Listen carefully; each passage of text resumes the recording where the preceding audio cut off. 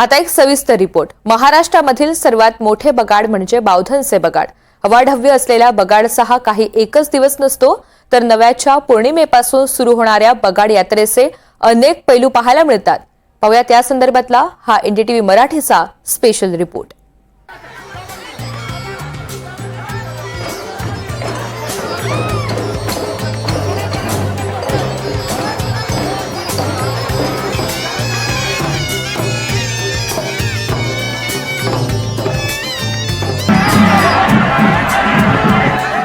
सातारा जिल्ह्यातल्या डोंगराच्या कुशीत वसलेलं वाई तालुक्यातलं बावधन गाव आणि याच गावची यात्रा म्हणजे महाराष्ट्रातील सर्वात मोठी समजली जाणारी बगाड यात्रा।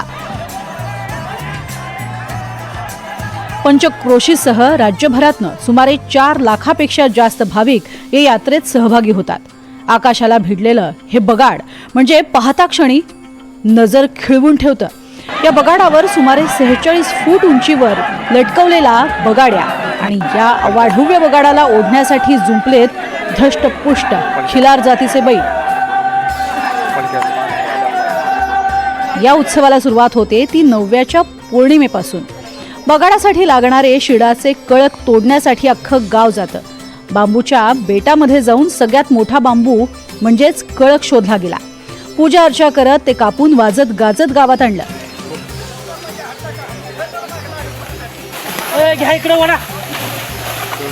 त्यानंतर गावानं आपला मोर्चा वळवला बाभळीच्या झाडाकडे। लाकडातील चिवट लाकूड म्हणून बाभळीच्या झाडाकडे पाहिलं जातं। या बगाडाचा कणा आणि वाघ्या बनवण्यासाठी भल्या मोठ्या बाभळीचं लाकूड तोडून तेही वाजत गाजत आणलं गेलं।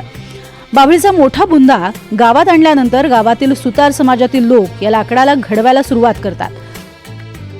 बगाड यात्रेला सुरुवात झाल्यानंतर ग्रामस्थ मंडळी ही एक लाकूड मोठं या गावामध्ये परंपरा पद्धतीने ओढत आणतात आणि त्यानंतर त्याच्यावरती वेगवेगळ्या पद्धतीने कलाकुसर करत त्याच्या वेगवेगळ्या वस्तू बनवतात। आपण पाहतोय की या लाकडावरती सध्या आता कशा पद्धतीनं कलाकुसर सुरू आहे। या कलाकुसरीच्या अनुषंगानं आपण इथल्या काही लोकांशी बोलणारच आहोत। पाहतोय आपण लहानांपासून आबालवृद्धांपर्यंत ही सगळी मंडळी या ठिकाणी एकजुटीनं या ठिकाणी काम करताना पाहायला मिळतात। दादा काय सांगाल तुम्ही? आता 2025 बावधन बगाड यात्रेनिमित्त बगाड साहित्य म्हणजे आता नवीन वाहक बनवायचं चालू आहे आणि कण्याचं काम चालू आहे आणि किरकोळ काम म्हणजे काय असतं दाब खेळा झुपण्या ह्या आम्ही शेवटच्या दिवशी छबिन्या दिवशी आम्ही बगाड तयार करत असताना आम्ही बनवत असतो। पहिला कणा त्याच्यावर साठा बुट आणि बुट्यावर साठा आणि साठ्यावर वाघ बसवतो आणि वाघावर खांब आणि खांबावर आडवे शीड 45 फुटाचे शीड असतं। हा त्याला दगडीत 2 चाकं असतात आणि पुढं बैल असतात। सगळ्याचं वजन अंदाजे किती होत असेल दादा? 5 टन होतात।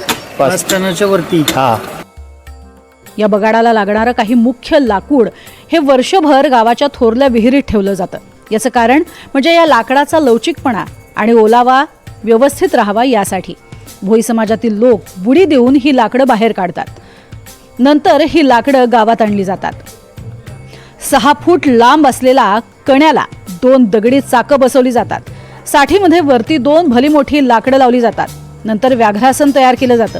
त्याला पुढच्या बाजूला वाघाचं तोंड तयार केलं जातं। त्याला वाघला असं म्हणतात। त्याच्या मध्यभागावर 18 फूट उंच असा खांब बसवला जातो, त्याला खांबला म्हणतात। या खांबावर 40 ते 45 फूट लांबीचे कळकाचे गुंफलेले शीड बसवलेले असते आणि त्याच्या टोकावर बगाडाला टांगण्यासाठी व्यवस्था केलेली असते। खालच्या बाजूला बैल जुंपण्यासाठी वेगळी व्यवस्था असते, त्याला धुरवी असं म्हणतात। या बगाडातील वैशिष्ट्य म्हणजे बगाड बनवताना कुठेही लोखंडाचा वापर केला जात नाही। प्राचीन तंत्रज्ञानाचं हे बगाड म्हणजे कौतुकच।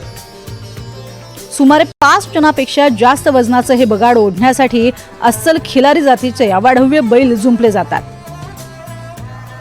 हे अर्धांड बैल फक्त वर्षातनं एकदाच उपयोगी पडतात, तेही फक्त बगाडासाठी। आणि बगाडासाठी या बैलांचा शेतातनं सरावही केला जातो।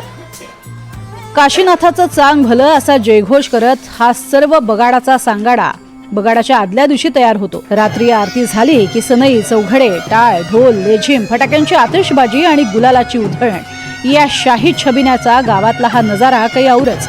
कारण एकच ताल, सूर आणि सर्व वाद्य वाजत असतात.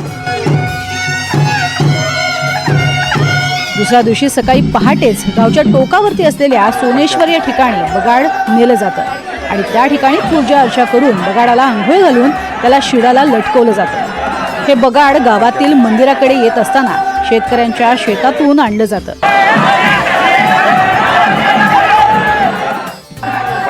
यामागचं प्रमुख कारण म्हणजे बगाड शेतात न गेलं तर शेतातील पीक जोमात येतं. बगाड आणि बावधनची यात्रा ही खूप मोठ्या उत्साहामध्ये ही त्या ठिकाणी साजरी होते.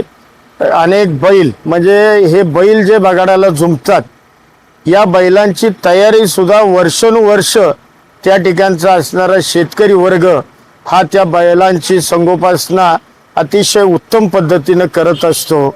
आणि एकूणच या यात्रेची तयारी सुद्धा ग्रामस्थ 2-3 महिने आधीपासून ही त्या ठिकाणी करत असतात.